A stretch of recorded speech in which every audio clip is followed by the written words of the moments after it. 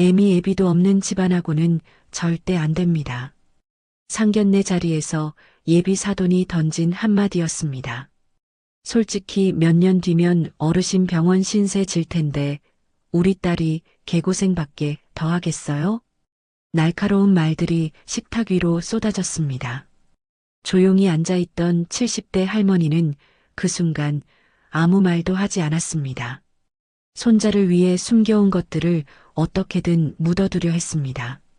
하지만 집에 돌아온 그날 밤 결국 30년 동안 잠들어 있던 거대한 복수심이 깨어났습니다.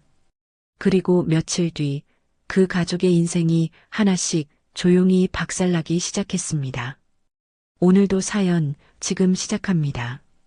한복집 문을 열고 들어서자 지우는 코를 킁킁거리며 냄새를 맡았습니다. 빳빳한 풀 냄새와 은은한 비단 냄새가 섞여 마치 오래된 보물 창고에 들어온 듯 했습니다. 지우는 할머니의 팔짱을 끼고 한복집으로 들어갔습니다. 할머니, 여기가 제 친구가 강력 추천한 곳이에요. 정말 예쁘게 잘해준다고 소문이 자자해요. 지훈의 말에 영숙은 옅은 미소를 지으며 고개를 끄덕였습니다. 영숙의 시선이 매장 한 구석에 우아하게 걸려있는 진분홍색 한복에 닿았습니다.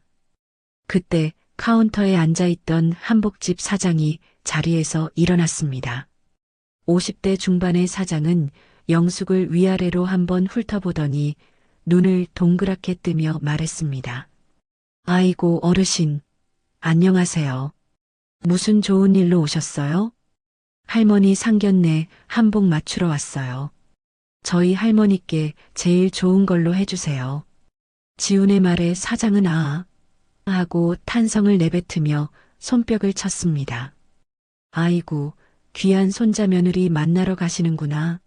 그럼 당연히 제일 좋은 걸로 해드려야죠. 잠시만요. 사장은 황급히 매장 안쪽으로 걸어갔습니다. 잠시 후 사장은 오색 찬란한 비단 원단 여러 장을 품에 안고 나타났습니다. 지훈의 눈이 휘둥그레졌습니다. 이건 명주실로 짠 최고급 원단이에요. 원단만 봐도 벌써 품격이 느껴지지 않습니까? 사장의 설명에 지훈은 눈을 반짝이며 할머니에게 말했습니다. 할머니, 이거 정말 예쁘죠? 이걸로 하시면 좋겠어요. 영숙은 고개를 저으며 손사래를 쳤습니다. 아이고, 나는 그런 거 필요 없어. 지훈아, 이건 너무 비싸 보여서 부담스러워. 영숙의 말에 지훈은 할머니의 손을 꼭 잡으며 애원하듯 말했습니다. 할머니, 돈 걱정은 하지 마세요. 제가 할머니께 해드리고 싶은 거예요. 예쁜 한복 입고 가셔야 저도 기가 살죠. 사장이 옆에서 거들었습니다. 맞아요, 어르신. 첫인상이 얼마나 중요한데요. 영숙은 잠시 고민하는 표정을 지었습니다. 그녀의 눈은 자연스럽게 화려한 원단 대신 차분하고 은은한 색감의 원단에 머물렀습니다. 이건 어떨까? 너무 튀지도 않고 그렇다고 너무 수수하지도 않고 딱 중간인 것 같은데. 영숙은 은은한 연분홍색 원단을 손가락으로 가리키며 말했습니다. 지우는 아쉬운 표정을 숨기지 못했습니다. 할머니, 그것보다는 아까 그게 훨씬 더 예뻤는데. 지훈아, 상견례는 너무 튀는 것보다 단정하고 우아한 게 최고야. 할머니는 이 정도가 제일 보기 좋아. 영숙의 단호한 말에 지훈은 더 이상 고집을 부리지 못했습니다. 사장도 영숙의 선택이 의아한 듯 고개를 갸웃거렸습니다. 그래도 어르신, 한 번뿐인 상견례인데 조금 더 화사한 색으로 하시는 게 좋지 않으실까요? 영숙은 부드럽지만 확신에 찬 목소리로 대답했습니다. 괜찮아요. 이걸로 할게요. 내 눈에는 이게 제일 곱네요. 지우는 할머니가 자신 때문에 일부러 덜 비싼 한복을 고른다고 생각했습니다. 지우는 할머니의 손을 조심스럽게 잡고 말했습니다. 할머니, 저 때문에 혹시 마음에 없는 거 고르시는 거면 제가 죄송해서 그래요. 정말 괜찮으니까 가장 마음에 드는 걸로 하셔도 돼요. 영숙은 그런 지훈의 손을 마주 잡고 환하게 웃었습니다. 지훈아, 내 마음이 정말 이렇단다. 이 정도만 해도 충분히 예쁜데 뭘. 내 마음 씀씀이만으로도 할머니는 너무 행복해. 사장은 영숙의 단호함에 더 이상 권하지 않았습니다. 사장은 기다렸다는 듯 줄자를 꺼내 들고 영숙에게 말했습니다. 그럼 어르신, 치수 좀 재겠습니다. 이쪽으로 서보시겠어요? 영숙은 사장이 안내하는 자리에 섰습니다. 사장은 숙련된 손길로 어깨와 팔, 허리 치수를 꼼꼼하게 쟀습니다. 어깨선이 곧으시네요. 한복이 정말 잘 어울리실 겁니다. 일주일 후에 찾으러 오시면 됩니다. 지우는 거울에 비친 할머니의 모습을 보며 감탄했습니다. 역시 우리 할머니 벌써부터 품격이 느껴지는데요. 영숙은 거울 속 자신의 모습을 보며 조용히 웃었습니다. 그녀의 눈빛은 아주 잠시 깊은 생각에 잠긴 듯 했습니다. 두 분 상견례 잘하시길 바랍니다. 사장의 덕담에 지우는 고개를 꾸벅 숙이며 인사했습니다. 감사합니다. 사장님 덕분에 잘 될 것 같네요. 두 사람은 한복집을 나섰습니다. 따스한 오후 햇살이 영숙의 얼굴을 부드럽게 비추었습니다. 영숙은 지훈의 팔을 다시 껴안으며 만족스러운 미소를 지었습니다. 상견례 당일 새벽 5시 알람이 울리기도 전에 영숙은 마치 번개라도 맞은 것처럼 벌떡 일어났습니다. 침실 창문으로 스며드는 희끄무레한 새벽빛이 영숙의 얼굴을 창백하게 비추었습니다. 괜찮을 줄 알았는데 긴장되네. 영숙은 묵직한 가슴을 쓸어내리며 조용히 슬리퍼를 끌고 부엌으로 향했습니다. 30년 만에 느껴보는 낯선 긴장감이었습니다. 며칠 전까지만 해도 아무렇지 않다고 생각했는데 막상 상견례 날 아침이 되자 숨막히는 기분이 들었습니다. 영숙은 냉장고 문을 벌컥 열어 계란과 베이컨을 꺼냈습니다. 속으로 한숨을 삼키며 프라이팬에 기름을 둘렀습니다. 지글지글 고소한 냄새가 온 집안을 가득 채웠습니다. 1시간쯤 지났을까 드디어 지훈의 방에서 시끄러운 알람 소리가 울려 퍼졌습니다. 영숙은 식탁에 밥과 국 그리고 베이컨 구이를 정갈하게 차려놓고 아들을 기다렸습니다. 할머니, 벌써 일어나셨어요? 대체 몇 시에 일어나신 거예요? 머리를 벅벅 긁으며 거실로 나온 지훈은 믿을 수 없다는 듯 물었습니다. 오늘 같은 날 할미가 늦잠 자면 되겠니? 상견례 날 아침인데. 영숙은 덤덤한 척 웃으며 지훈에게 얼른 씻고 오라고 손짓했습니다. 지훈이 화장실로 들어가는 소리를 확인한 후 영숙은 조심스럽게 서재로 향했습니다. 오래된 책장 한 구석에 고이 꽂혀 있는 낡은 사진첩을 꺼냈습니다. 사진첩의 첫 장에는 영숙의 아들과 며느리의 젊은 시절 사진이 붙어 있었습니다. 사진 속 두 사람은 서로를 바라보며 환하게 웃고 있었습니다. 영숙은 사진 속 아들과 며느리의 얼굴을 손가락으로 쓸어내리며 혼잣말했습니다. 지훈이가 드디어 제 짝을 찾았네. 좋은 사람 만났으니 하늘에서 부디 편히 지켜봐다오. 그녀는 사진첩을 다시 제자리에 꽂아 넣었습니다. 바로 그때 말끔한 정장 차림의 지훈이 서재로 들어섰습니다. 어색하게 넥타이를 매는 모습이 영락없는 어린아이 같았습니다. 아이고, 우리 지훈이가 이렇게 다 컸네.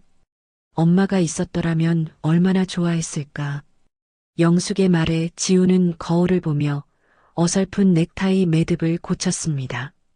할머니, 수연이네 가족은 정말 좋은 분들이에요. 아버지는 작은 회사 운영하시고 어머니는 옷가게 하신대요. 아고 그래. 우리 지훈이 아주 복받았네. 영숙은 지훈의 머리를 쓰다듬으며 대견한 듯 웃었습니다. 할머니가 저를 이렇게 훌륭하게 키워주셨으니 분명 좋게 봐주실 거예요. 당연하지. 우리 지훈이 정도면 아주 훌륭한 녀석이지. 영숙은 활짝 웃었지만 마음 한구석이 서늘했습니다. 지훈은 식탁에 앉아 허겁지겁 밥을 먹기 시작했습니다. 수연이가 할머니 만날 생각에 잠도 설쳤대요. 제가 할머니 자랑을 엄청 많이 했거든요. 내가 대체 무슨 자랑할 게 있다고? 할머니가 얼마나 저를 사랑으로 키워주셨는지, 제가 얼마나 행복하게 자랐는지 이야기해 줬어요. 영숙은 말없이 지훈의 머리를 쓰다듬었습니다. 아침을 다 먹은 지훈은 방으로 들어가 넥타이를 다시 고쳐 매고 있었습니다. 영숙은 자신의 방으로 들어가 일주일 전 맞춰온 한복을 꺼냈습니다. 화려하지 않은 연분홍색 한복은 마치 물감을 풀어놓은 듯 영숙의 얼굴을 은은하게 비추었습니다. 그때 방 밖에서 지훈의 목소리가 들려왔습니다. 할머니, 이제 다 되셨어요? 얼른 가야죠. 영숙은 마지막으로 흐트러진 머리를 매만지고 방문을 활짝 열었습니다. 한복을 입은 영숙을 본 지훈은 눈이 휘둥그레졌습니다. 할머니, 진짜 고우시다. 고맙다, 이놈아. 영숙은 지훈의 말에 환하게 웃었습니다. 택시가 상견례 장소를 향해 출발하자 지훈은 창밖을 보며 신이 난 듯 제잘거렸습니다. 할머니, 제가 수연이랑 만난 지 벌써 2년이나 됐어요. 어이구, 벌써 그렇게 됐나? 네. 그런데 시간이 지날수록 알겠더라고요. 이 사람이다. 착하고 배려심도 많고 무엇보다 저를 진심으로 아껴주는 사람이에요. 지훈의 목소리에는 설렘과 행복이 가득했습니다. 영숙은 그런 지훈을 물끄러미 바라보았습니다. 영숙의 가슴은 따뜻해졌지만 동시에 차가운 불안감이 밀려왔습니다. 택시는 소리 없이 상견례 장소인 한정식 집을 향해 달려갔습니다. 택시가 멈추자 지훈은 빛의 속도로 먼저 내려 영숙에게 손을 내밀었습니다. 할머니, 조심해서 내리세요. 그때 한정식 집 입구에 서 있던 세 사람의 시선이 영숙에게로 향했습니다. 수연은 한달음에 달려와 지훈의 팔짱을 끼고 영숙에게 꾸벅 인사를 했습니다. 오빠, 왔어? 할머님, 안녕하세요. 이수연입니다. 이렇게 직접 뵙게 되어 영광이에요. 수연은 영숙의 손을 덥석 잡고 환하게 웃었습니다. 영숙도 덩달아 따뜻하게 웃었습니다.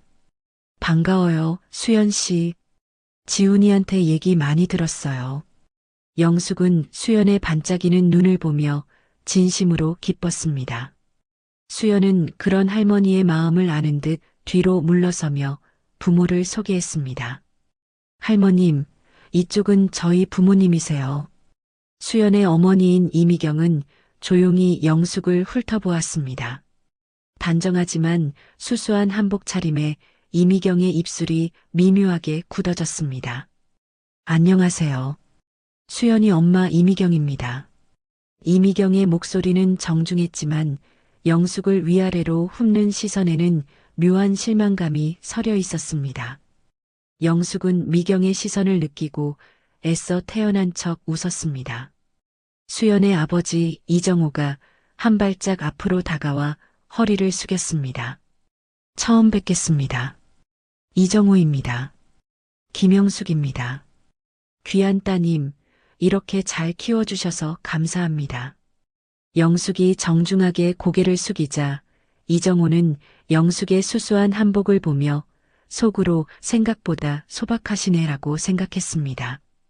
그 미묘한 분위기를 눈치챈 수연은 억지로 웃으며 말했습니다. 그럼 이제 들어가실까요? 방 예약해놨어요. 일행은 조용히 룸으로 향했습니다. 영숙과 이미경 사이에 어색한 침묵이 흘렀습니다. 룸에 들어서자 깔끔하게 차려진 상이 눈에 들어왔습니다. 이미경은 재빠르게 영숙에게 윗자리를 권했습니다. 어르신, 이쪽에 앉으세요. 편하게 식사하셔야죠. 고맙습니다. 영숙이 자리에 앉자 이미경은 영숙의 손동작과 자세를 유심히 살폈습니다. 영숙은 상대방의 시선을 의식하면서도 몸에 밴 예의를 잃지 않으려 노력했습니다. 그때 직원이 물을 따르러 들어왔습니다.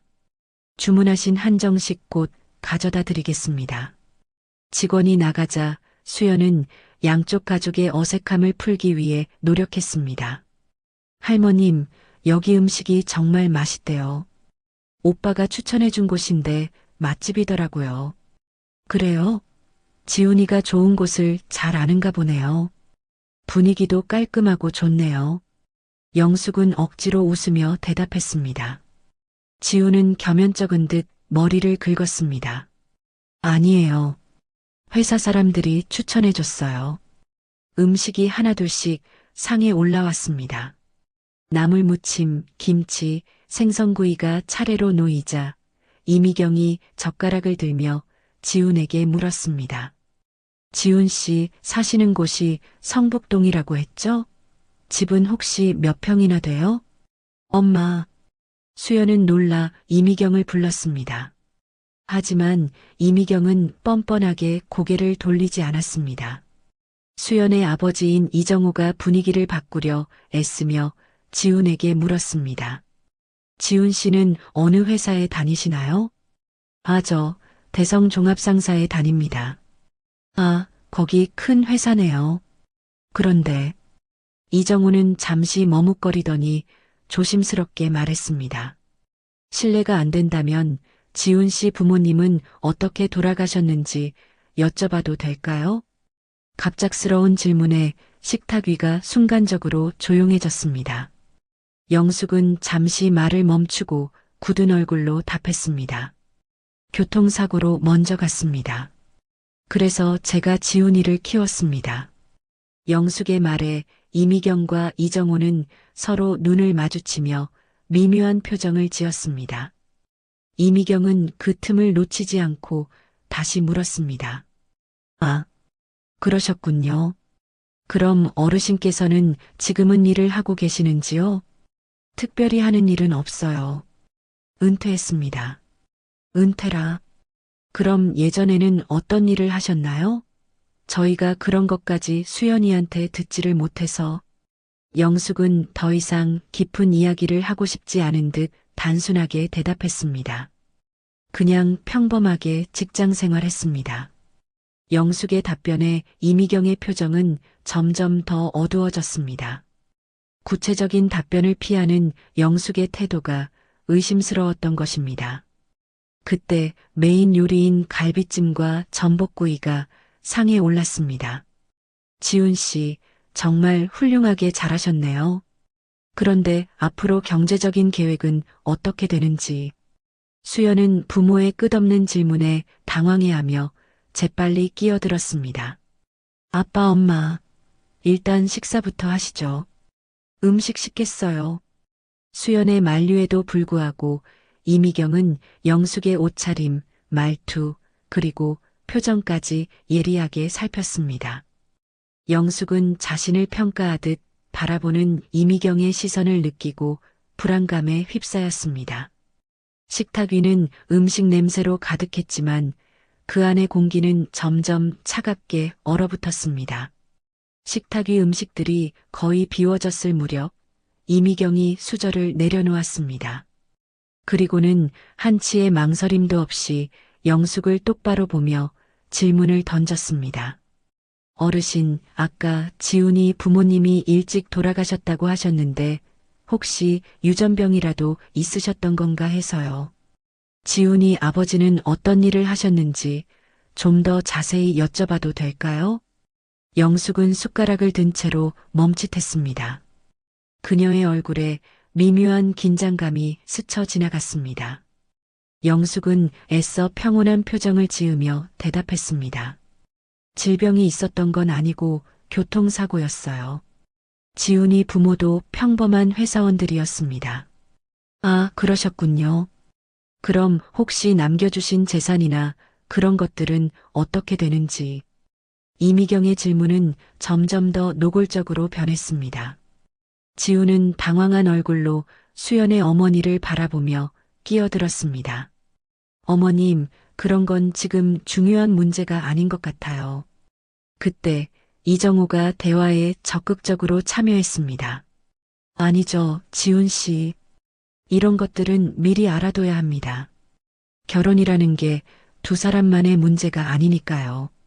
이정호는 영숙을 향해 고개를 돌리며 말을 이어갔습니다. 어르신, 실례지만 현재 경제 상황은 어떻게 되세요? 지훈 씨가 혼자서 생활비를 다 감당하고 있는 건가요? 영숙은 이미 상대방의 의도를 파악한 듯 차분하게 대답했습니다. 우리 지훈이가 워낙 착해서 저를 잘 챙겨주긴 하지만 저도 그동안 모아둔 게 꽤 있어서 괜찮습니다. 지훈이가 장가가면 제가 손 벌릴 일은 없을 테니 걱정 안 하셔도 돼요. 영숙의 말에 이미경은 기다렸다는 듯 날선 질문을 던졌습니다. 모아두신 게 있다고 하시니 대략 어느 정도인지 알 수 있을까요? 저희도 확실하게 알아야 하니까요. 엄마, 그런 건 나중에 따로 이야기하면 되잖아요. 수연은 이미경의 팔을 잡고 속삭였습니다. 하지만 이미경은 수연의 손을 뿌리치며 굳은 얼굴로 말했습니다. 수연아, 이런 건 지금 확실히 해둬야 해. 나중에 돈 문제로 갈등이라도 생기면 어쩌려고. 지우는 더 이상 참지 못하고 자신의 상황을 설명했습니다. 저는 대기업에 다니고 있고 급여도 안정적입니다. 지금 할머니와 둘이 사는데 충분하고 적금도 꾸준히 들고 있습니다. 이정호는 고개를 끄덕이면서도 못마땅한 표정을 숨기지 않았습니다. 지훈 씨 직장은 괜찮아 보입니다. 하지만 문제는 집안 배경이죠. 집안 배경이요? 지훈은 어이가 없다는 듯 눈살을 찌푸렸습니다. 이미경은 그 틈을 타 직설적으로 말했습니다.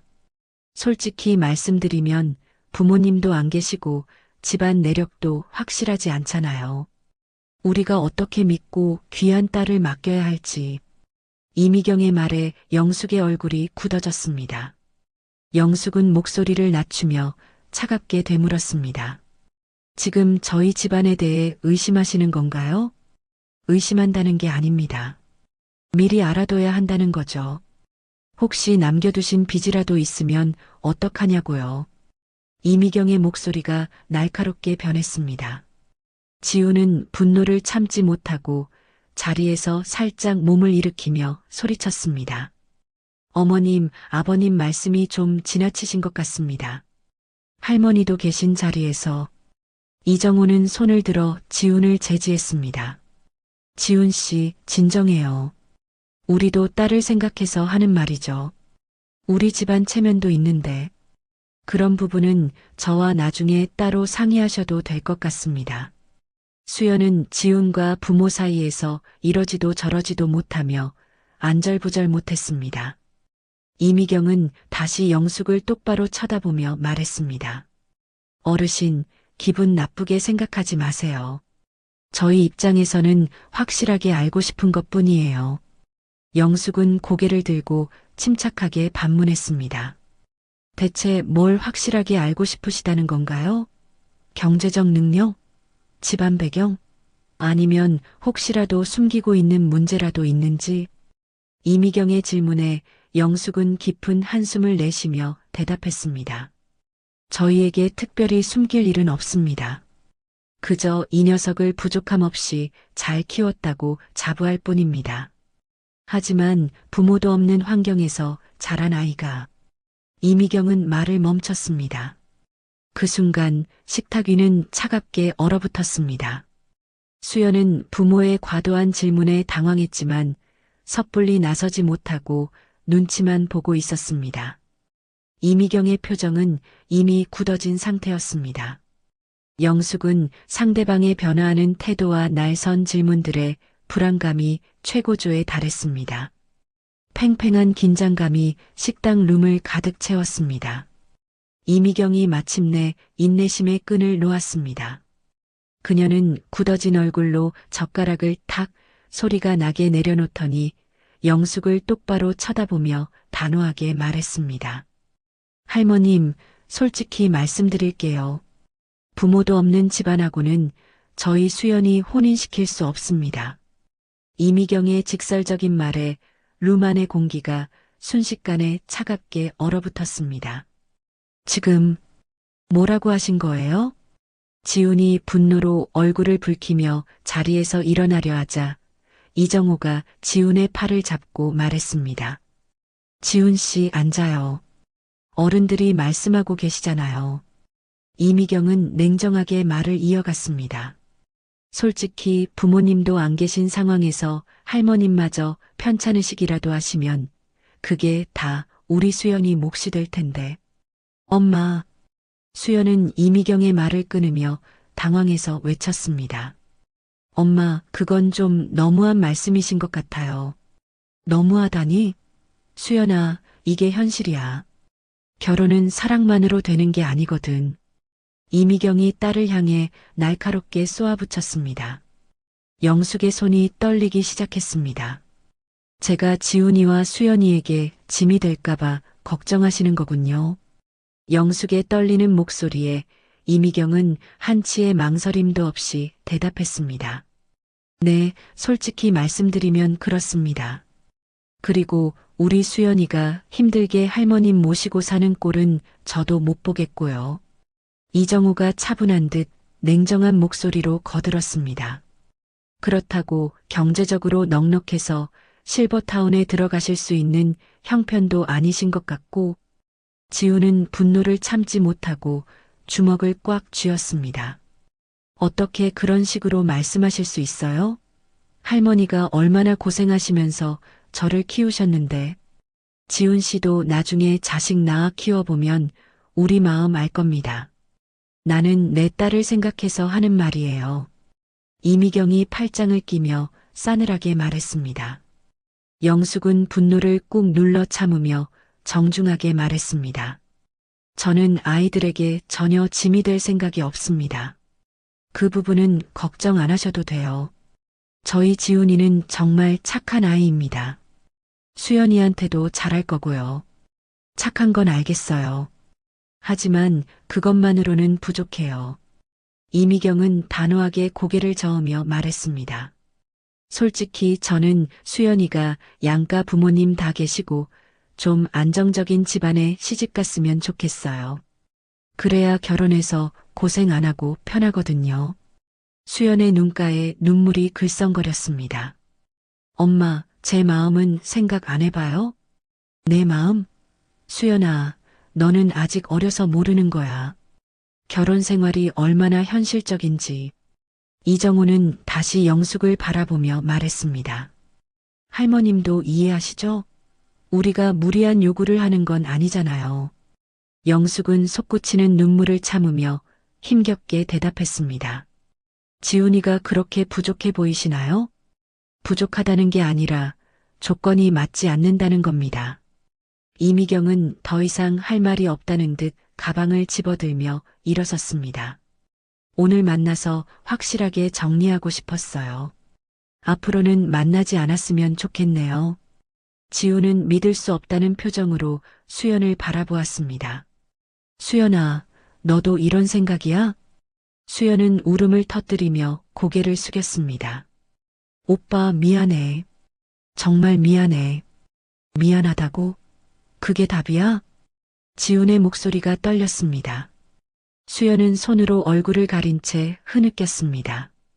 이미경이 자리에서 일어나며 확인하듯 말했습니다.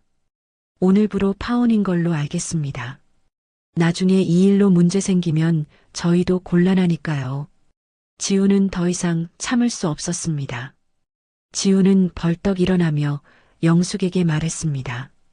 할머니 가요. 더 이상 여기 있을 필요 없어요. 영숙은 조용히 고개를 끄덕였습니다. 수연이 지훈의 팔을 잡으려 했지만 지훈은 차갑게 몸을 돌렸습니다. 수연은 그런 지훈을 잡지 못하고 힘없이 손을 떨어뜨렸습니다. 오빠 미안해. 정말 미안해. 수연의 중얼거리는 목소리가 들려왔습니다. 영숙은 자리에서 일어나 마지막으로 정중하게 인사했습니다. 실례했습니다.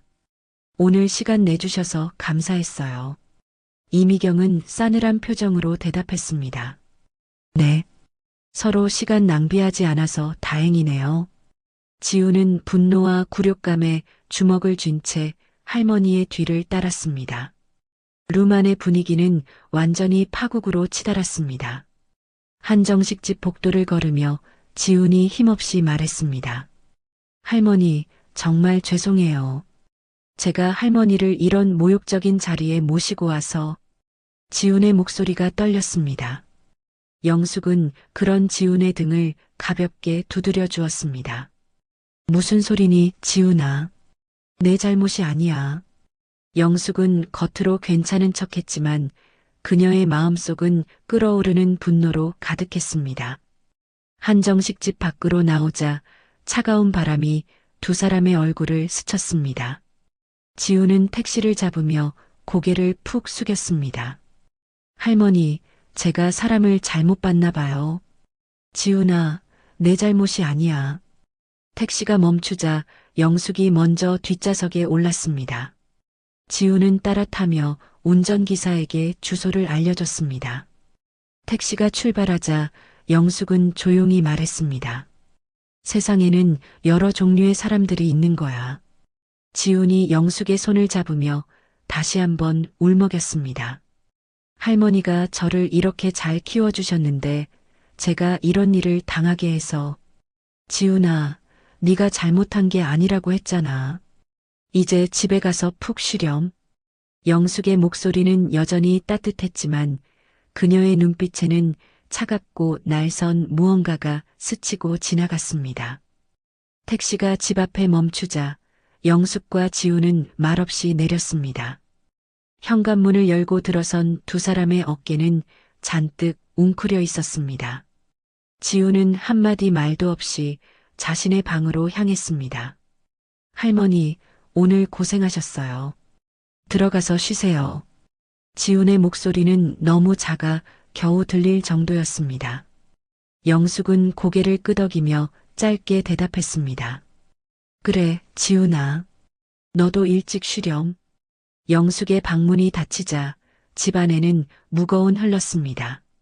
평소에는 온기로 가득 찼던 거실이 오늘은 낯설 만큼 차가웠습니다. 지우는 자신의 방에 들어가 침대에 털썩 주저앉았습니다. 잘 차려입었던 정장 재킷을 벗어던지고 목을 조이던 넥타이를 풀어 헤쳤습니다. 이미경의 날 선 말들이 머릿속에서 계속 맴돌았습니다. 부모도 없는 집안하고는 혼인할 수 없어요. 집안 내력도 모르겠고 경제적 기반도 불확실해요. 지우는 두 손으로 머리를 감싸쥐었습니다. 분노와 함께 깊은 죄책감이 가슴을 짓눌렀습니다. 내가 미쳤지. 내가 왜 할머니를 그런 자리에 모시고 가서. 같은 시각 영숙은 자신의 방에서 거울 앞에 서 있었습니다. 그녀는 고름을 풀고 한복 저고리를 벗어내리며 거울 속 자신을 바라보았습니다. 주름진 얼굴과 힘없이 풀린 눈빛이 거울에 고스란히 비쳤습니다. 내가 우리 지훈이한테 짐이 되었구나. 한복 치마까지 모두 벗고 평상복으로 갈아입은 후 영숙은 다시 거울을 보았습니다. 오늘 받았던 모욕적인 시선과 차가운 말들이 파도처럼 밀려왔습니다. 30분 정도 지났을 무렵 복도에서 조심스러운 발걸음 소리가 들렸습니다. 똑똑똑. 할머니, 들어가도 될까요? 지훈이 영숙의 방문을 가볍게 두드렸습니다. 그래, 들어와. 지훈아. 지훈이 문을 열고 들어서자 영숙은 침대 가장자리에 앉아 있었습니다. 지훈은 망설임 없이 할머니 앞에 무릎을 꿇고 앉았습니다. 할머니, 어디 불편하신 곳은 없으세요? 지훈의 눈이 금방이라도 눈물을 쏟아낼 것처럼 촉촉했습니다. 응, 괜찮아. 지훈아, 혹시라도 체하셨을까봐. 너무 죄송하기도 하고요. 지훈의 목소리가 미세하게 떨렸습니다. 영숙은 부드럽게 지훈의 머리를 쓰다듬었습니다. 지훈아, 내 잘못이 아니야. 절대 그렇게 생각하지 마라. 하지만 할머니가 그런 모욕적인 말들을 들으시게 해서 정말 죄송해요. 지훈은 결국 눈물을 보이고 말았습니다. 영숙은 따뜻한 목소리로 지훈을 위로했습니다. 세상에는 여러 종류의 사람들이 있는 거야. 오늘 만난 사람들도 그중 하나일 뿐이고, 그런 사람들의 말에 너무 신경 쓰지 마렴. 영숙의 목소리는 따뜻했지만 그녀의 눈빛 속에서는 차가운 무언가가 꿈틀거리고 있었습니다. 이제 그만 생각하고 일찍 쉬어라. 내일 출근도 해야 하잖니. 다 괜찮아질 거야. 영숙은 지훈의 등을 토닥이며 일으켜 세웠습니다. 정말 괜찮으신 거예요? 할머니도 많이 상처받으셨을 텐데. 물론이지. 할미가 언제 그런 일로 무너졌다고. 영숙은 억지로 밝은 미소를 지으며 지훈을 안심시켰습니다. 지훈은 안심한 표정으로 자리에서 일어났습니다. 그럼 할머니도 일찍 주무세요. 내일 회사 가서 정신 바짝 차리고 일할게요. 그래, 착한 우리 지훈이. 좋은 꿈 꿔라. 지훈이 방을 나가 문이 닫히자 영숙의 얼굴에서 미소가 순식간에 사라졌습니다. 거실 벽시계가 밤 10시를 가리키자 영숙은 침대에서 일어나 서재를 향해 걸어갔습니다. 영숙은 책상 의자에 앉아 깊게 숨을 들이마셨습니다. 차가운 공기가 폐부 깊숙이 들어와 그녀의 머리를 맑게 했습니다. 영숙은 눈을 감고 지난 세월을 되돌아보았습니다.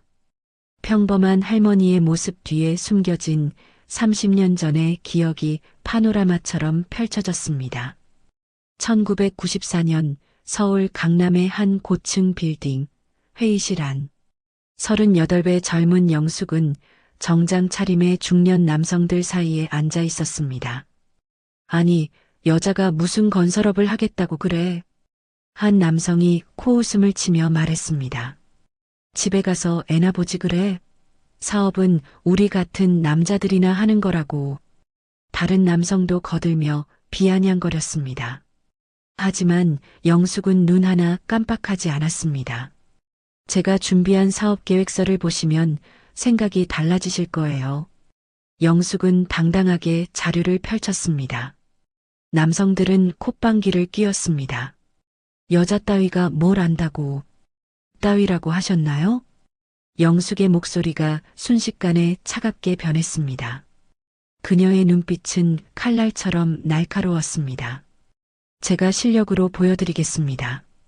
그날부터 영숙은 새벽 5시에 일어나 밤 12시까지 오직 일에만 매달렸습니다. 몇 달 후 영숙은 같은 회의실에서 똑같은 남성들을 마주했습니다. 김 대표님, 이번 입찰에서 저희가 1등을 차지하셨다면서요? 축하드립니다.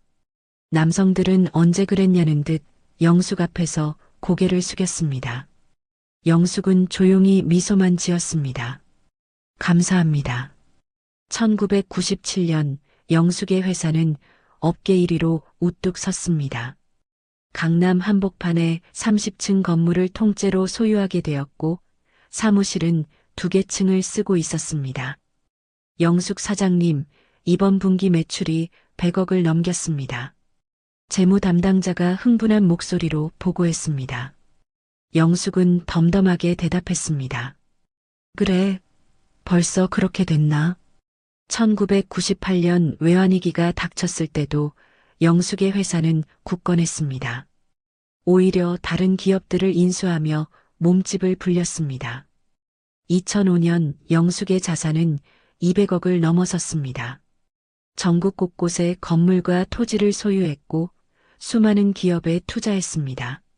하지만 그 무렵 영숙에게 비극이 닥쳤습니다. 2009년 어느 비 오는 밤, 영숙은 병원 응급실 복도에 털썩 주저앉았습니다. 보호자이신가요? 의사가 다가와 물었습니다. 영숙은 고개를 들지 못하고 힘겹게 말했습니다.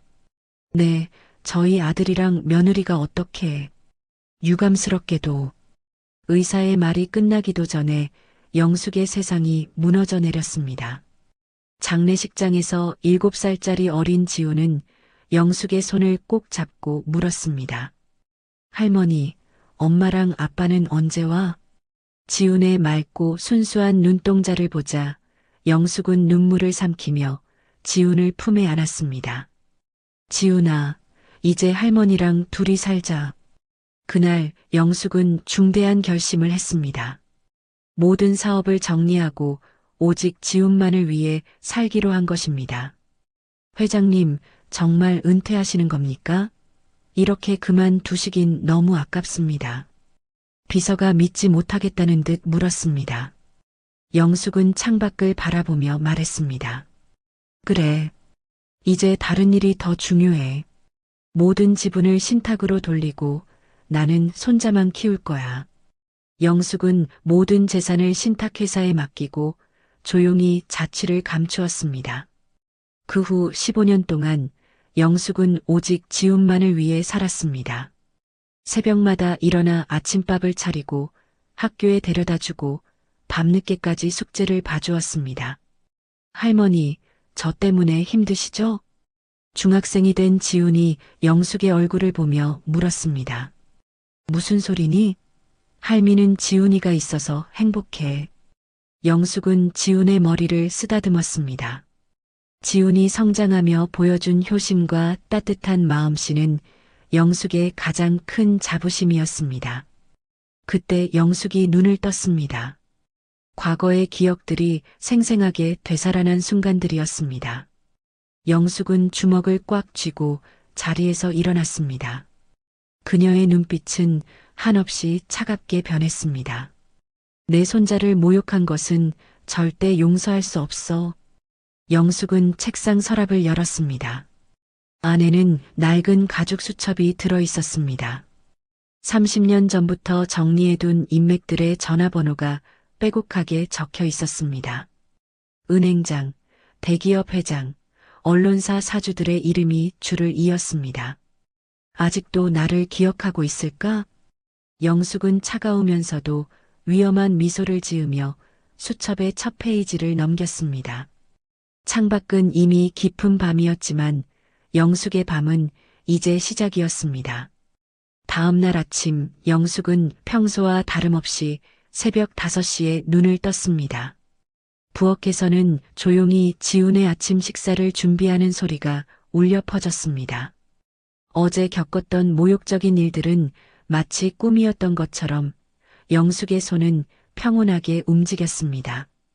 세수를 마친 지훈이 식탁에 앉았습니다. 지훈의 얼굴에는 수심이 가득했습니다. 할머니, 잘 주무셨어요? 지훈이 힘없이 물었습니다.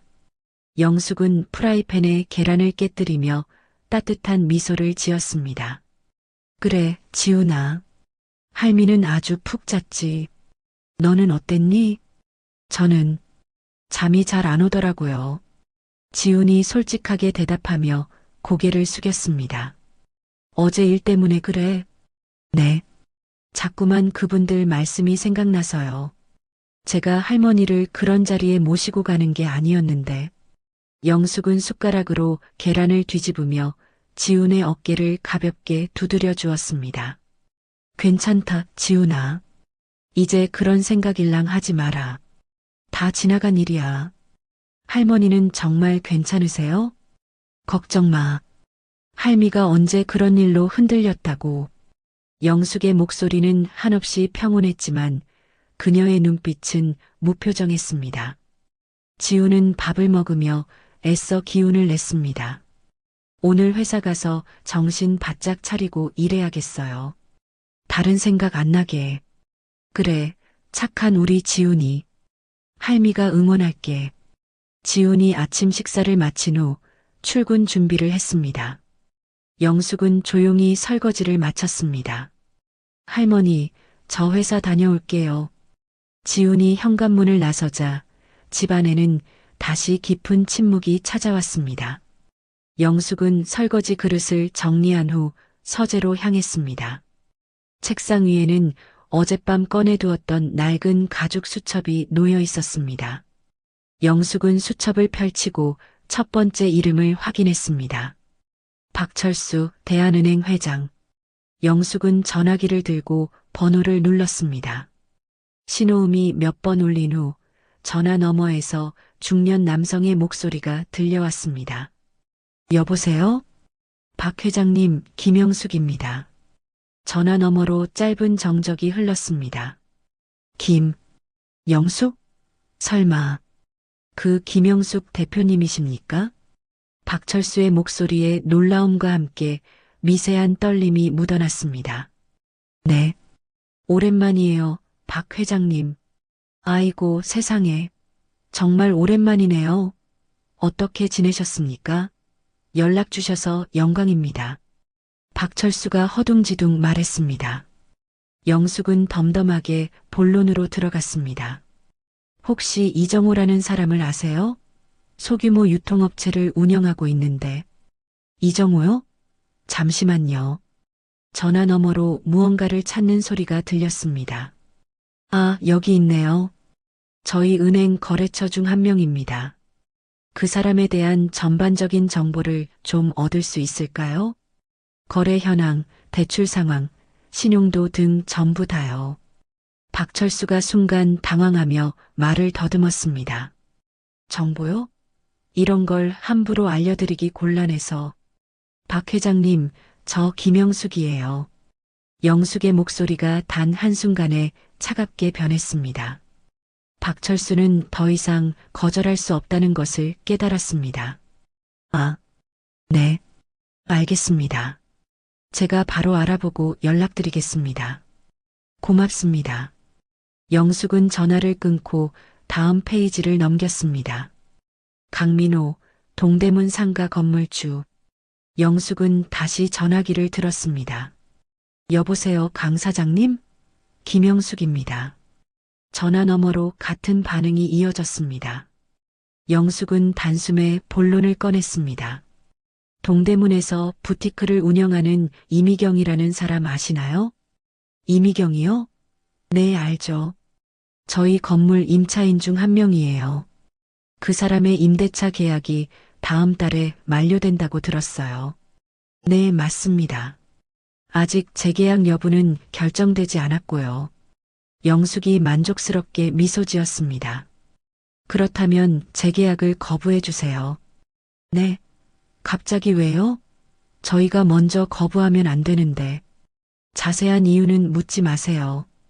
그냥 김영숙의 부탁이라고 생각해 주시면 됩니다. 강민우는 잠시 머뭇거리더니 결국 고개를 숙였습니다. 알겠습니다. 재계약 거부하겠습니다.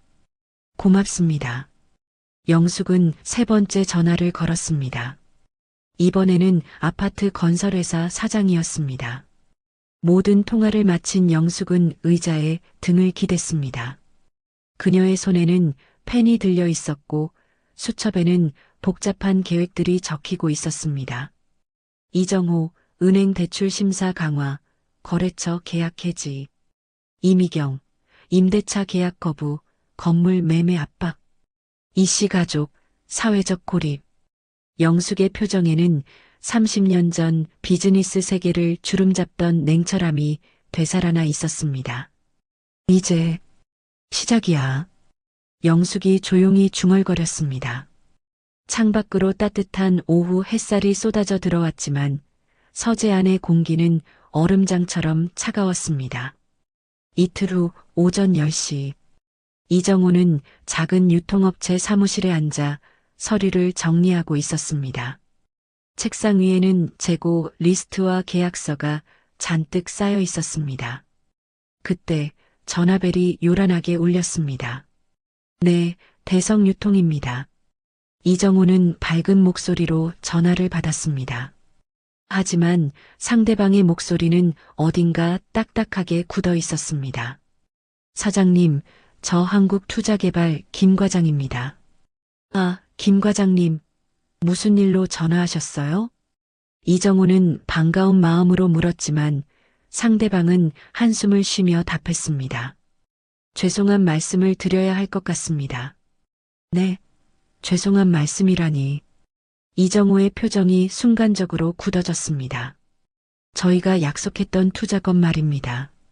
상부의 결정이라 투자를 취소하게 되었습니다. 취소요? 아니, 계약서도 다 준비했는데 이게 무슨 말씀이세요? 이정호는 당황해서 자리에서 벌떡 일어났습니다. 정말 죄송합니다. 구체적인 이유는 말씀드리기 어렵습니다. 김 과장님, 이건 너무 갑작스럽지 않습니까? 이정호는 절박하게 물었지만 상대방은 죄송하다는 말만 남기고 전화를 끊었습니다. 이정호는 멍하니 전화기를 내려놓고 고개를 갸웃거렸습니다. 이상하네. 어제까지만 해도 문제 없다고 했는데 불안한 마음을 다잡으려 했지만 30분 후 또 다른 전화가 걸려왔습니다. 사장님, 저 동서식품 구부장입니다. 아, 구부장님. 안녕하세요? 사장님, 저희 계약건 때문에 연락드렸는데요. 저희가 이번 달부터 계약을 해지하기로 결정했습니다. 이정호의 가슴이 불길하게 뛰기 시작했습니다. 해지요? 갑자기 왜요? 이정호의 목소리가 떨렸습니다. 회사 방침이 바뀌었습니다. 죄송합니다. 구 부장님, 저희가 5년 동안 거래했잖아요. 최소한 이유라도 정확히 알려주세요. 상부에서 내린 결정이라 저도 자세한 사정은 모릅니다. 정말 죄송합니다. 전화가 끊어지자 이정호는 머리를 감싸쥐었습니다. 도대체 무슨 일이야? 귀신이라도 씌인 건가? 점심시간이 지나자 세 번째 전화가 왔습니다. 사장님, 신세계물산 박 이사입니다. 이정호는 전화를 받자마자 다급하게 물었습니다. 박 이사님 혹시 저희 계약 해지 연락 주시는 거 아니시죠? 어떻게 하셨어요? 박 이사의 말에 이정호의 얼굴이 창백하게 질렸습니다. 정말 해지하시는 겁니까? 네, 죄송합니다. 이정호는 더 이상 물어볼 힘도 없다는 듯 멍하니 전화를 끊었습니다. 가는 시각 동대문 부티크에서 이미경은 손님에게 옷을 권하고 있었습니다. 어머니, 이 옷 어떠세요? 이 치마가 고객님 피부에 찰떡이네요. 이미경은 활짝 웃으며 손님을 응대했습니다. 그때 건물주 강민호가 심각한 표정으로 매장 안으로 들어섰습니다. 이미경 사장님, 잠깐 이야기 좀 할까요? 강민호의 표정을 본 이미경은 가슴이 철렁 내려앉았습니다. 네, 무슨 일이세요? 이미경은 손님에게 양해를 구하고 강민호를 매장 한쪽 구석으로 데리고 갔습니다. 다음 달 계약 갱신건 때문에 왔습니다. 네, 벌써 서류 준비해놨어요. 그럼 바로 재계약하시면 되죠? 이미경의 얼굴이 굳어졌습니다. 그게 재계약이 어려울 것 같습니다. 네, 어려우시다니요? 갑자기 왜요? 지금까지 아무 말씀 없으셨잖아요. 여기 자리 잡았는데 이제 와서 어디로 가라고요? 이미경은 당황해서 말을 잇지 못했습니다. 강민호는 이미경의 시선을 피하며 중얼거렸습니다. 상황이 좀 바뀌어서요. 건물을 다른 용도로 사용해야 할 것 같아서요. 사장님, 저희가 5년간 한 번도 월세 미룬 적 없이 성실하게 임대료 냈잖아요. 제가 임대료 더 올려드릴게요. 얼마든지요. 임대료 문제가 아닙니다. 이미 결정된 일이라서 정말 죄송해요. 강민호는 고개를 숙이고 매장을 나갔습니다. 이미경은 망연자실한 표정으로 바닥에 주저앉았습니다. 그날 저녁 7시 수연의 가족은 식탁에 둘러앉았습니다. 식탁에는 평소와 달리 무거운 분위기가 흘렀습니다. 이정호는 한숨을 내쉬며 말했습니다. 오늘 투자 취소됐어. 이유도 제대로 안 알려주고. 투자 취소? 당신도? 나도 건물주가 재계약 안 해준대. 이미경의 말에 이정호의 눈이 휘둥그레졌습니다. 이 모든 게 어떻게 다 하루 만에 일어나지? 이정호의 눈빛이 차갑게 변했고 점점 거대한 파도가 자신들을 향해 다가오고 있음을 깨닫고 있었습니다. 일주일이 지난 화요일 오후, 이미경은 평소와 다름없이 문화센터에 도착했습니다. 로비에 들어서자마자 이미경은 익숙한 얼굴을 발견하고 반갑게 손을 흔들었습니다. 순이야, 안녕. 하지만 친구인 정수는 이미경을 보자마자 표정이 어색하게 굳었습니다. 미경아, 안녕. 이미경이 다가가자 정수는 한 발짝 뒤로 물러섰습니다. 미경아, 오늘 모임 취소됐어. 뭐? 취소라니? 왜? 이미경은 의아한 얼굴로 물었습니다. 갑자기 다들 일이 생겼다고 하더라고. 미안해. 다음에 만나자. 정수는 황급히 자리를 떠났습니다. 이미경은 멍하니 홀로 남아 고개를 갸웃거렸습니다. 이상하네. 이틀 전까지만 해도 다들 모이기로 했는데. 이틀 후 목요일 오전, 이미경은 또 다른 주부 모임에 참석했습니다. 평소 친하게 지내던 언니들이 모여 있었지만 모임 분위기는 싸늘했습니다. 이미경이 밝게 웃으며 인사했지만 사람들은 이미경의 눈을 피했습니다. 미경 씨 왔네요. 회장인 박 여사가 건성으로 인사했습니다.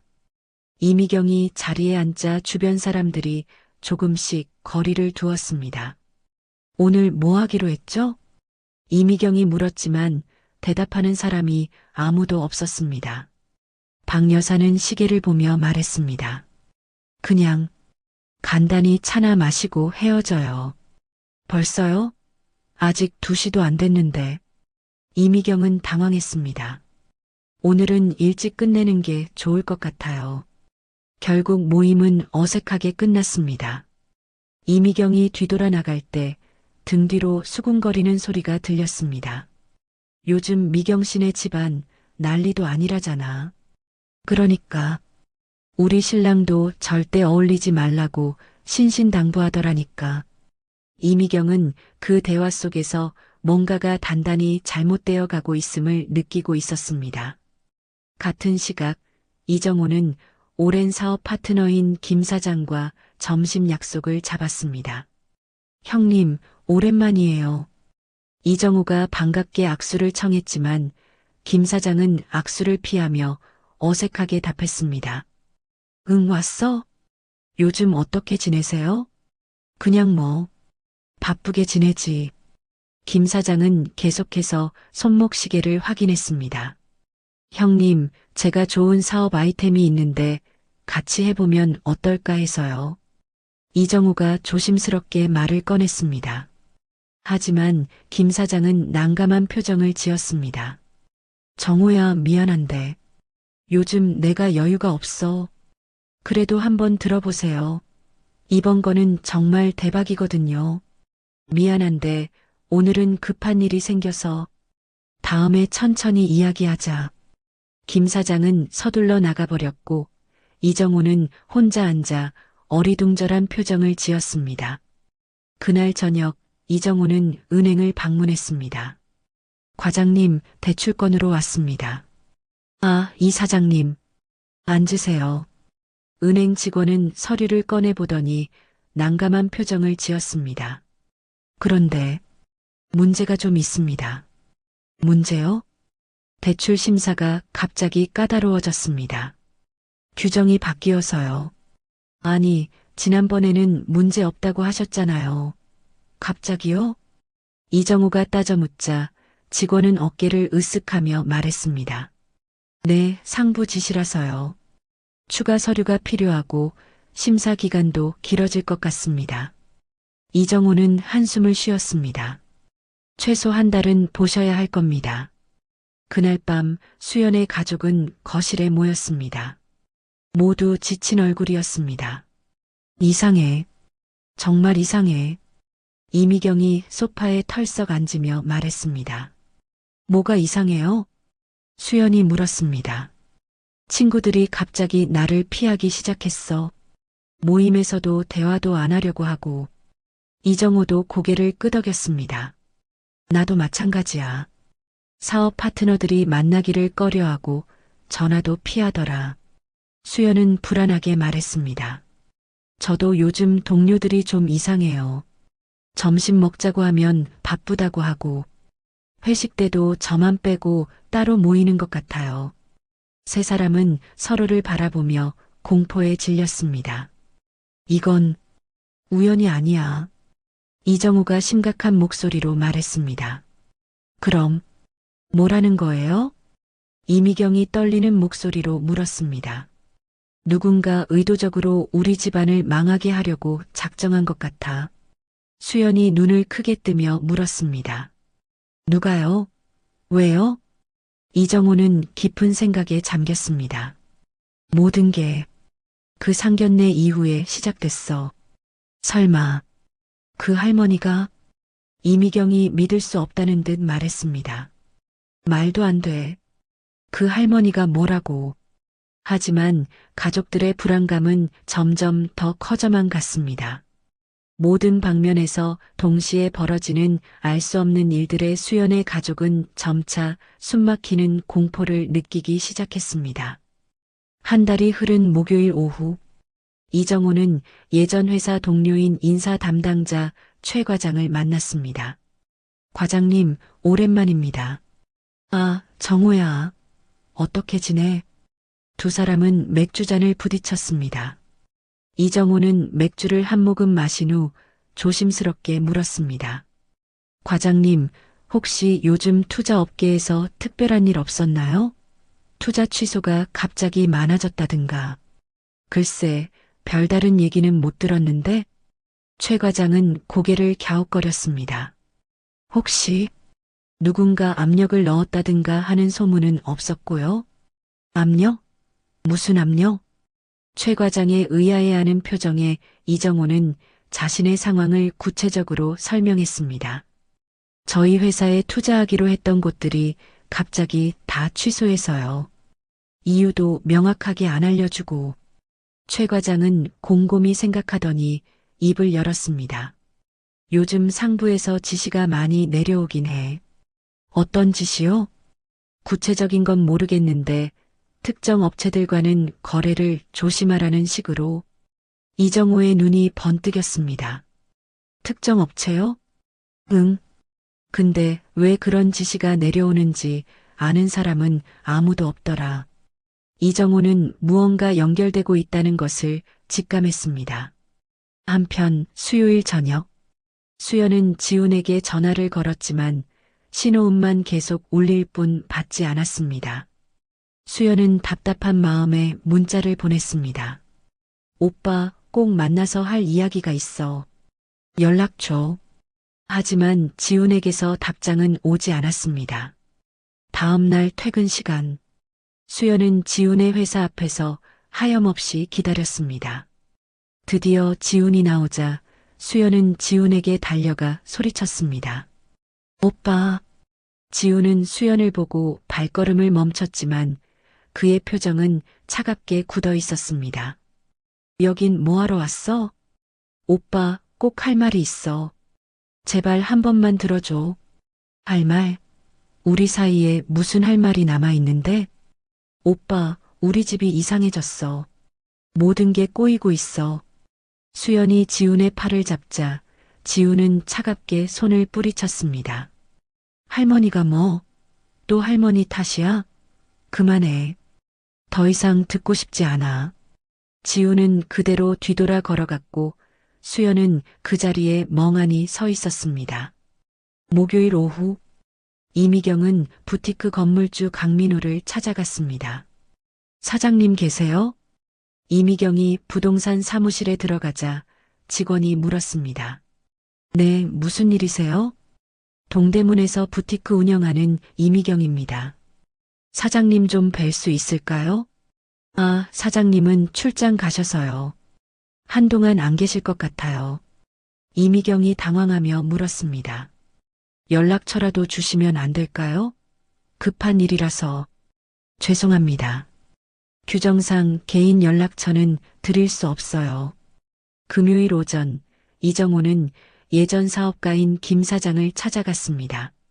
사장님, 정호입니다. 도움을 요청하러 왔습니다. 이정호의 말에 김 사장은 난감한 표정을 지었습니다. 정호야, 미안한데 요즘 우리도 여유가 없어서.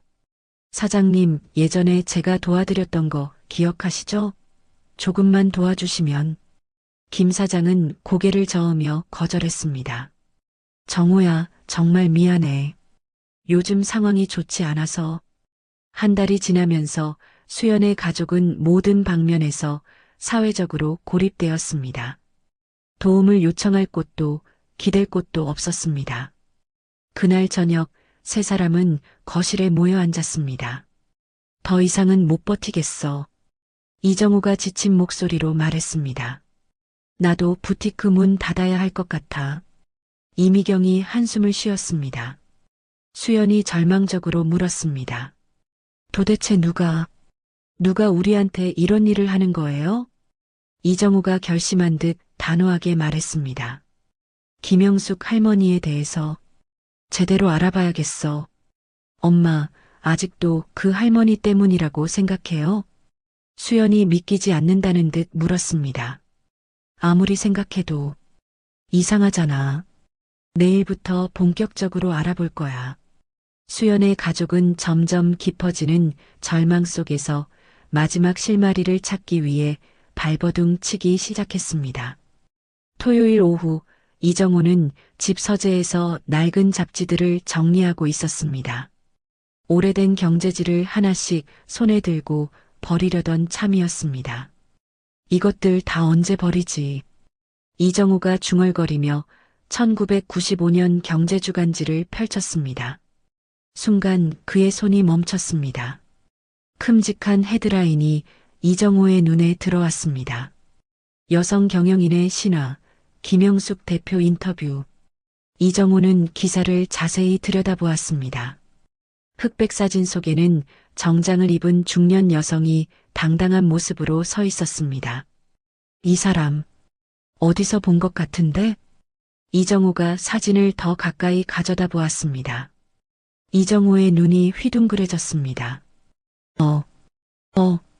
이정호는 의자에서 벌떡 일어났습니다.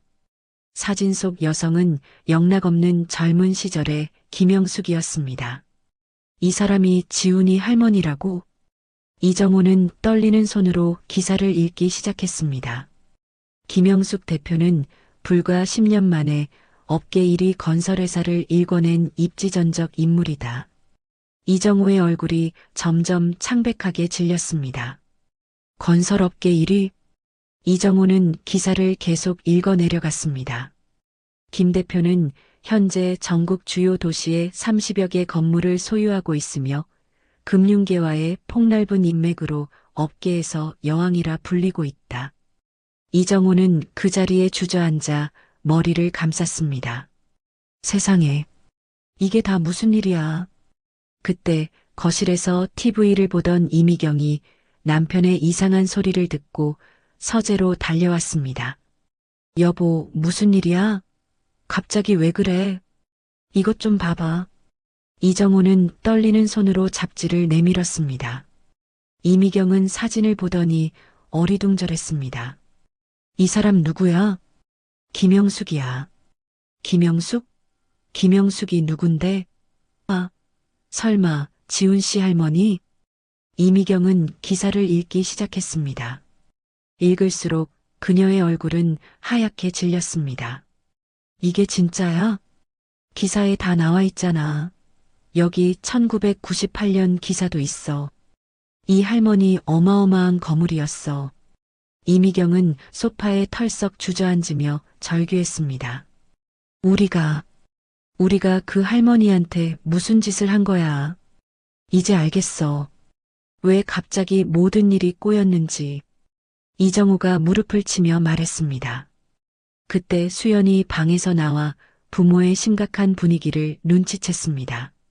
엄마, 아빠, 무슨 일이에요? 이미경이 떨리는 손으로 딸을 불렀습니다. 수연아, 이리 와서 이거 좀 봐. 수연이 다가와 기사를 보자 입이 떡 벌어졌습니다. 이 사람 지훈 오빠 할머니 같은데요? 맞아. 지훈 씨네 할머니야. 이정호는 정신없이 말했습니다. 수연은 기사를 읽고 충격으로 의자에 주저앉았습니다. 재벌, 할머니가 재벌이었다고요? 어마어마한 재벌이었어. 이미경이 머리를 감싸며 말했습니다. 이정호는 다른 기사들을 더 찾아봤습니다. 여기 또 있어. 2005년 기사. 김영숙 그룹 총수, 손자 양육 위에 사업 은퇴 선언. 은퇴? 손자가 지훈이었구나. 부모 잃고 할머니가 키웠다고 했잖아. 세 사람은 서로를 바라보며 공포에 질렸습니다. 이미경이 떨리는 목소리로 말했습니다. 우리가 그분한테 뭐라고 했지? 부모 없는 집안이라고. 집안 내력을 모르겠다고. 이정호는 얼굴을 손으로 가렸습니다. 수연은 울먹이며 덧붙였습니다. 빚이 있냐고도 물어봤잖아요. 재벌 총수한테 빚이 있냐고 물어봤다고. 이미경은 히스테리를 부리며 소리쳤습니다. 이제 어떻게 해야 해?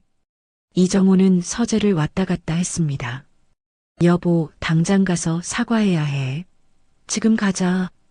이미경이 벌떡 일어섰지만 이정호가 그녀를 말렸습니다. 여보, 잠깐만. 일단 정신 차리고 생각하자. 뭘 생각해? 지금 우리 상황이 어떤데? 그렇다고 무작정 가면 어떡해?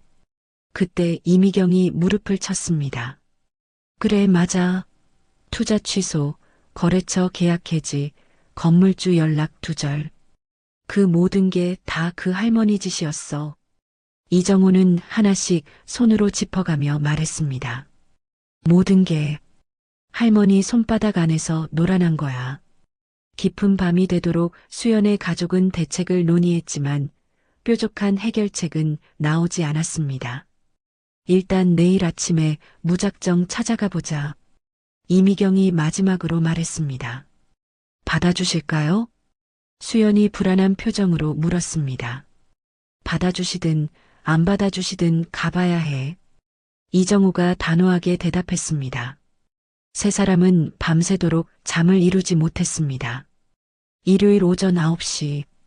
이미경은 거울 앞에서 평소보다 훨씬 정성스럽게 화장을 했습니다. 가장 점잖고 정중해 보이는 옷을 꺼내 입고 머리를 단정하게 빗어 넘겼습니다. 여보, 정말 갈 거야? 이정호가 문가에 기대어 걱정스럽게 물었습니다. 이미경은 립스틱을 바르며 거울 속 자신을 바라보았습니다. 안 가면 어떡해?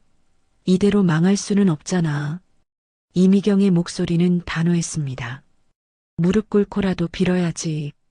이미경은 가방을 들고 결연한 표정을 지었습니다. 성북동으로 향하는 택시 안에서 이미경은 계속 손을 비비며 중얼거렸습니다. 뭐부터 사과해야 하지? 죄송하다는 말을 100번은 해야 할 텐데. 택시가 영숙의 집 앞에 멈춰 섰습니다. 조용한 골목에 자리 잡은 2층 단독주택은 마치 다른 세상처럼 평화로워 보였습니다. 이미경은 대문 앞에서 한참을 망설였습니다.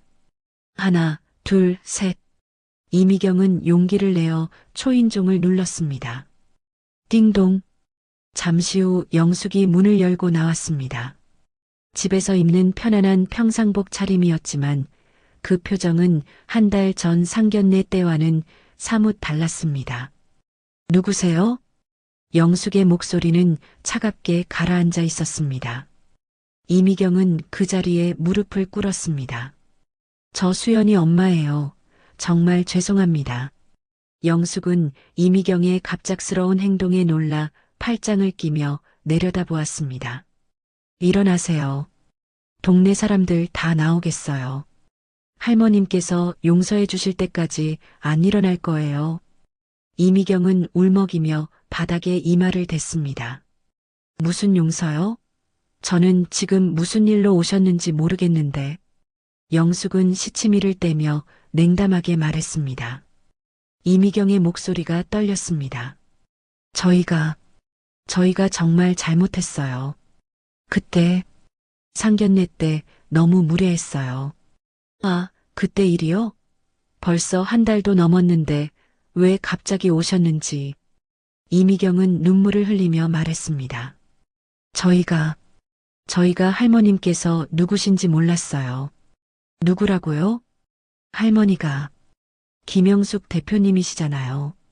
영숙의 표정이 미묘하게 변했습니다. 옛날 기사를 봤어요. 이미경이 흐느끼며 대답했습니다. 영숙은 한 걸음 뒤로 물러서며 말했습니다.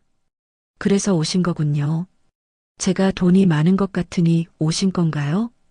정말 몰랐어요. 만약 알았다면 어쨌을 건데요?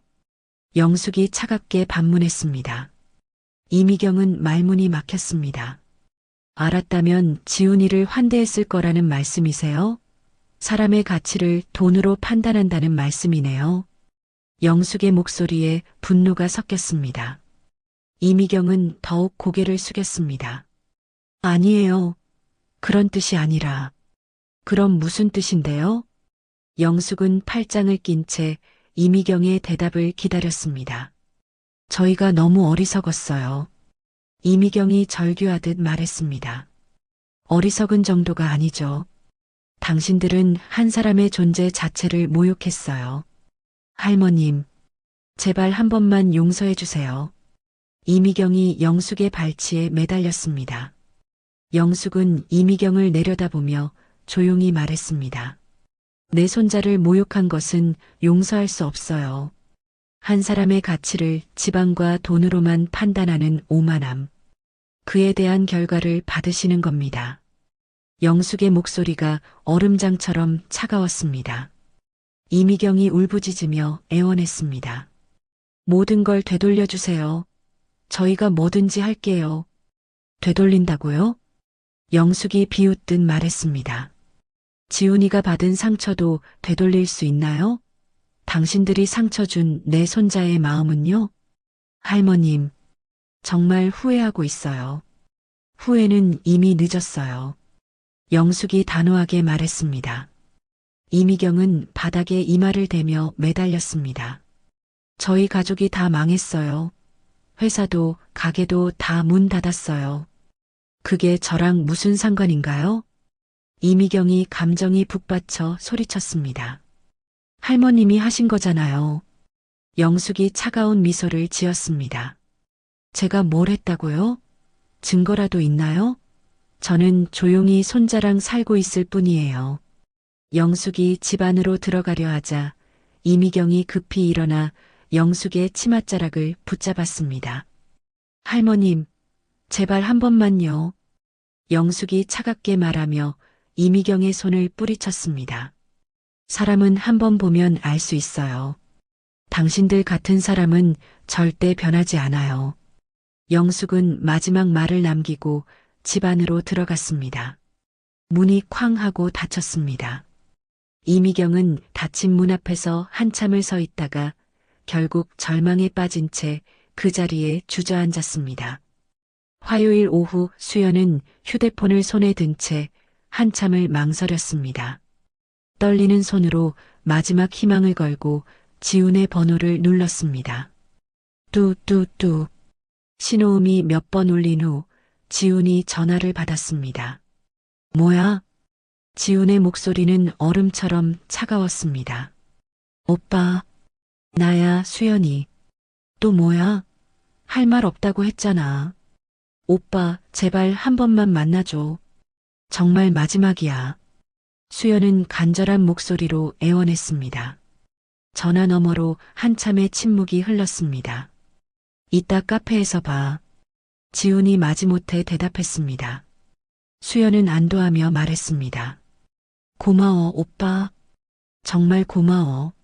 1시간 후 지훈과 수연은 회사 근처 작은 카페에서 마주 앉았습니다. 한 달간의 고생이 고스란히 묻어나는 수연의 얼굴은 초췌해 보였습니다. 지훈은 커피잔을 만지작거리며 냉담하게 입을 열었습니다. 말해봐. 뭔데? 수연은 눈물을 글썽이며 고개를 숙였습니다. 오빠, 우리 가족이 정말 잘못했어. 그때 내가 더 강하게 막았어야 했는데. 수연의 후회 가득한 목소리에 지우는 찬 목소리로 말했습니다. 지금 와서 그런 말을 왜 해? 너희 부모님은 정말 무례하셨어. 수연은 깜짝 놀라 고개를 들었습니다. 오빠, 할머니한테 어떻게 그런 말을 할 수가 있어? 사람이 부모가 없으면 결혼할 자격도 없어? 지훈의 목소리에 참아왔던 분노가 섞여 있었습니다. 수연은 어머니를 감싸듯 말했습니다. 어머니 입장에서는 궁금한 걸 물어볼 수도 있잖아. 좀 세게 말씀하신 건 맞지만 지훈은 믿을 수 없다는 표정으로 수연을 바라보았습니다. 지훈은 의자를 뒤로 밀며 자리에서 일어섰습니다. 수연이 다급히 지훈의 손목을 잡았습니다. 오빠, 잠깐만. 아직 할 말이 있어. 우리 집이 완전히 망했어. 수연은 울먹이며 말했습니다. 지훈은 다시 자리에 앉았지만 그의 표정은 여전히 무표정했습니다. 그래서 그게 나랑 무슨 상관이야? 아빠 회사 문 닫았고 엄마 가게도 없어졌어. 혹시 할머니가 하신 일일까 해서 수연이 조심스럽게 물었습니다. 지훈은 어이가 없다는 듯 헛웃음을 터뜨렸습니다. 또 할머니 탓이야? 끝까지 그러는구나. 우연의 일치겠지. 할머니가 뭘 할 수 있겠어? 지훈은 비웃으며 말했습니다. 수연은 눈물을 훔치며 변명했습니다. 나도 어쩔 수 없었어. 부모님이 너무 강하게 나오시니까. 또 어쩔 수 없었다는 핑계네. 매번 그런 식으로 도망치잖아. 지훈의 목소리가 차갑게 가라앉았습니다. 수연이 울부짖으며 지훈을 붙잡으려 했지만 지훈은 이미 카페를 나가고 있었습니다. 오빠. 수연의 절규가 뒤에서 들려왔지만 지훈은 한 번도 뒤돌아보지 않았습니다. 수연은 혼자 남겨진 채 테이블에 엎드려 눈물을 쏟아냈습니다. 주변 사람들의 시선이 따가웠지만 수연은 아무것도 신경 쓸 수 없었습니다. 모든 것을 잃었다는 절망감만이 그녀의 가슴을 짓눌렀습니다. 그날 저녁 지훈이 집에 돌아와 거실 소파에 털썩 앉았습니다. 영숙이 부엌에서 저녁 준비를 하다가 지훈의 지친 표정을 보고 다가왔습니다. 지훈아, 무슨 일 있었니? 영숙이 지훈 옆에 앉으며 부드럽게 물었습니다. 할머니, 수연이를 만났어요. 지훈이 고개를 숙이며 대답했습니다. 그래, 뭐라고 하던? 사과하더라고요. 자기네 가족이 잘못했다고. 지훈이 한숨을 쉬며 말했습니다. 영숙이 지훈의 등을 가볍게 두드려줬습니다. 그래서 내 마음은 어떠니? 이미 끝난 일이에요. 돌이킬 수 없어요. 지훈이 단호하게 말했습니다. 영숙이 잠시 침묵하다가 입을 열었습니다. 지훈아, 할머니가 고백할 게 있어. 고백이요? 지훈이 고개를 들어 할머니를 바라봤습니다. 할머니가 예전에 사업을 했었어. 영숙이 조심스럽게 말을 시작했습니다. 사업이요? 어떤 사업? 꽤 큰 회사를 운영했었지. 영숙의 목소리에 자부심이 묻어났습니다. 지훈이 놀란 표정을 지었습니다. 진짜요? 할머니가? 그래. 30년 전까지는 김영숙이라는 이름이 업계에서 꽤 유명했어. 영숙이 미소를 지으며 말했습니다. 그럼 할머니가 부자셨다는 말씀이에요? 부자 정도가 아니었지. 재벌이라고 불렸거든. 영숙이 담담하게 대답했습니다. 지훈이 입을 떡 벌렸습니다. 할머니가 재벌이었다고요. 그런데 내 아들, 며느리 죽고 나서 다 정리했어. 내 손자, 너를 키우는 게 더 중요했거든. 영숙이 지훈의 머리를 쓰다듬었습니다.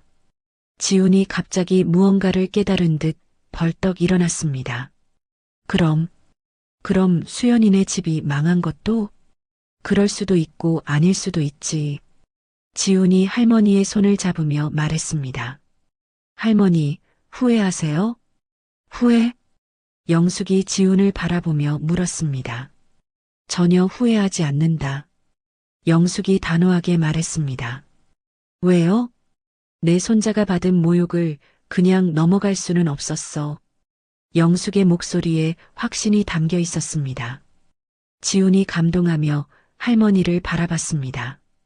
할머니, 지금까지 저를 잘 키워주셔서 너무 감사해요.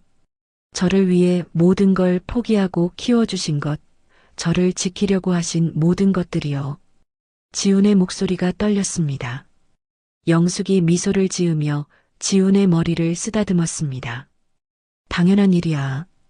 할머니에게는 네가 전부거든. 할머니. 지훈이 눈시울을 붉혔습니다. 영숙이 진지한 표정으로 말했습니다. 지훈아, 할머니가 마지막으로 가르쳐주고 싶은 게 있어. 네, 말씀하세요. 진짜 명문가는 돈이나 지위로 만들어지는 게 아니야. 영숙이 지훈을 똑바로 바라보며 말했습니다. 그럼 뭘로 만들어져요? 인품이야. 사람 됨됨이로 만들어지는 거지. 인품. 지훈이 깊이 생각하며 고개를 끄덕였습니다. 돈이 아무리 많아도 마음이 가난하면 진짜 가난한 사람이야. 영숙이 교훈적인 목소리로 말했습니다. 할머니 말씀이 맞아요. 그리고 지훈아. 영숙이 지훈의 두 손을 꼭 잡았습니다. 앞으로도 착한 마음 잃지 마라. 그게 할머니가 내게 물려주고 싶은 가장 큰 재산이야. 네, 할머니. 절대 잃지 않을게요. 지훈이 다짐하듯 대답했습니다. 두 사람이 서로를 꼭 껴안았습니다. 할머니와 손자 사이의 깊은 사랑이 거실을 따뜻하게 감쌌습니다. 그 순간 지훈은 진정한 가족의 의미를 깨달았습니다. 한편 멀지 않은 곳에서 수연의 가족은 어두운 거실에 모여 앉아 있었습니다. 아무도 말이 없었지만 모두의 마음속에는 깊은 후회가 자리 잡고 있었습니다. 이미경이 작은 목소리로 중얼거렸습니다. 우리가 정말 잘못했구나.